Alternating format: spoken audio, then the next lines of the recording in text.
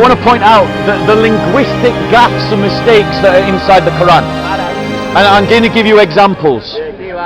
So in 1156, it says that Allah is on the straight path. Straight path. How can Allah be on the straight path? What truth or destiny or knowledge doesn't Allah already possess?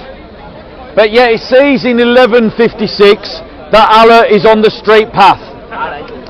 It says remember the Quran is Allah's speech. It says in Surah 1, Ayah 5, it says, "Thee do we worship." Who's Allah worshipping? Muslims try to say that that's Allah commanding you, is telling you to say that. But let's just go to the Fatihah and look.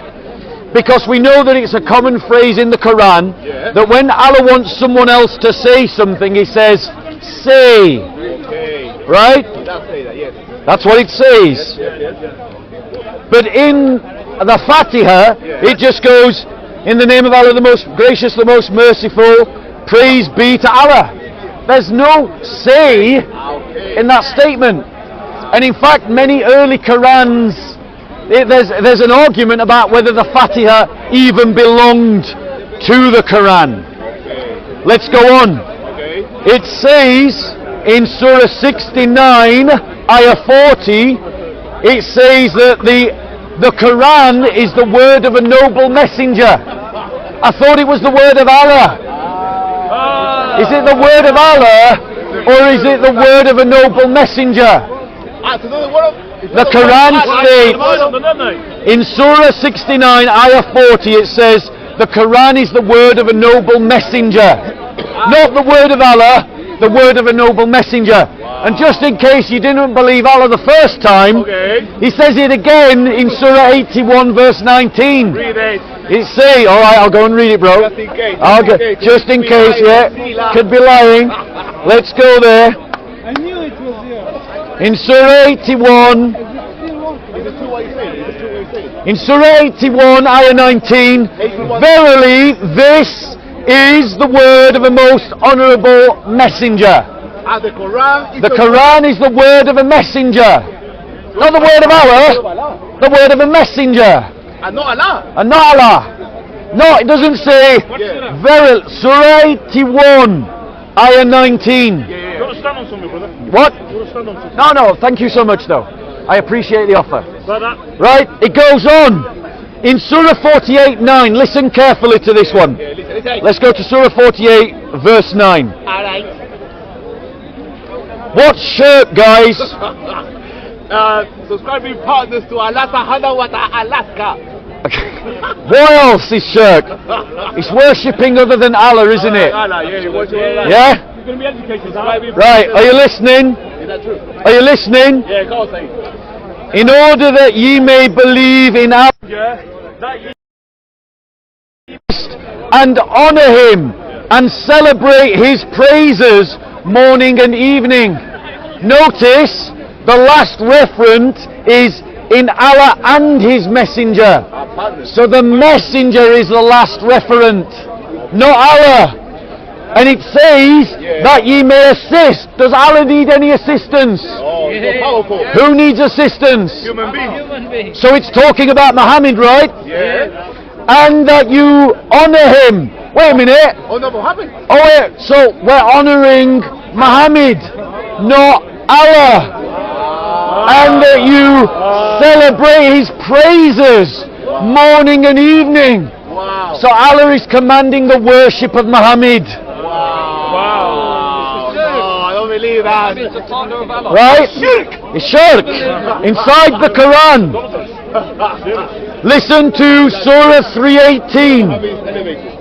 Surah 3:18. Are you listening? Read it. Yeah, I could be lying. Yeah. Could be lying. You could be lying, but see, I'm really not. Both the liar. Yeah. So in Surah 3:18 it says this.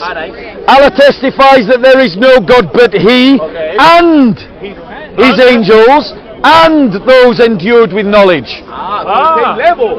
So Allah is the only God with His angels and those of knowledge. It's a linguistic gaffe. The Quran is making mistakes. These are Freudian slips by the human author of the Quran. It goes on to say that Jesus is equal to Allah. Do you want me to show you? The Quran says that Jesus is equal to Allah. Wow, yeah. Wow, believe that, man. Believe that. Listen carefully. Are you listening? My ears are attentive. That's the Christians. Okay. They take their priests and their anchorites to be their lords in derogation of Allah and Christ, the Son of Mary. Wow. They take their priests and their priests and their anchorites, or their monks, The monks on their as lords besides Allah and Jesus, the Son of Mary. So who's the Lord of the Christians according to the Quran? Jesus and Allah. Jesus and Allah, that's right. So the Quran has elevated Jesus to the rank of Lord over the Christians. Okay. It goes on. It goes on. Well, just to show. So in Surah 338, listen. In Surah 338 it says this. O ye who believe, what is the matter with you, that when ye are asked to go forth in the cause of Allah, ye cling heavily to the earth? Do you prefer the life of this world to the hereafter? But little is the comfort of this life as compared with the hereafter. Of Allah. I might have got the wrong verse here, guys, sorry. That's the wrong verse. I think I have. I'm a Muslim. Right. Listen to perhaps 5-10 minutes. It's all nonsense to me. Come and debate then, sir. Come and debate then, sir. Come and debate. Come and debate. Come and debate. Come and debate. Come and debate then. Come and debate. I'm quoting your Quran. Yes, from your point. I understand, but all I'm coming to conclusion, nonsense. Of course. Did everyone else think it was nonsense? No! You see, everybody gets it except the Muslim. Everyone understands it except the Muslim. Now what's that telling you? It's telling you they don't want to understand. I'm literally quoting his Quran. So let me ask you this question. What's an intercessor? He's running away. Does it? He calls it not what? What's an intercessor? What's an intercessor? He doesn't know, does he? Let me show you something in the Quran. Can anyone tell me what an intercessor is?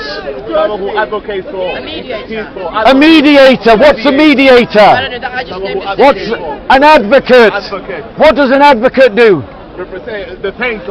He represents or he defends or he speaks up for between party A and party B.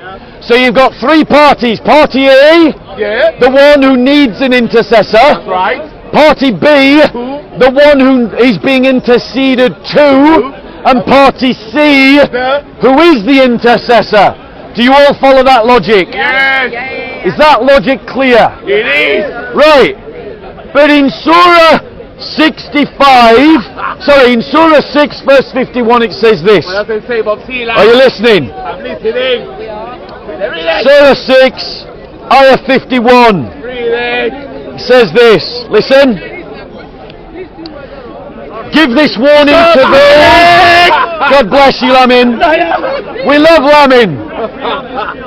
Give this warning to those in whose hearts is fear, that they will be brought before their Lord, except for Him. Everyone say, except for Him. Except for him. They will have no intercessor No intercessor. or protector. Everyone say, no intercessor. No intercessor. What's an intercessor? Someone who advocates. So here's my question, Muslims. Who is Allah interceding to? Jesus. So Allah is interceding to someone that Muslims say isn't there. So the Quran is describing Allah in an inaccurate way, because it says on one hand that Allah is an intercessor, but then it says on the other hand there's no one to intercede to. So the Quran is literally contradicting itself. And this kind of error is repeated. Oh, it's repeated. Is repeated multiple times in case you missed it the first time. Yeah. All right. It says it in Surah 39:43. It says it in Surah 32, Ayah 4. Okay. So it says it 3 times. 3 times. That Allah is a mediator or an intercessor. Wow, How does that even make sense if no one is higher than Allah? that's what they say. Allah is describing himself like an idiot. That's like me saying I'm a Muslim. Why am I not a Muslim?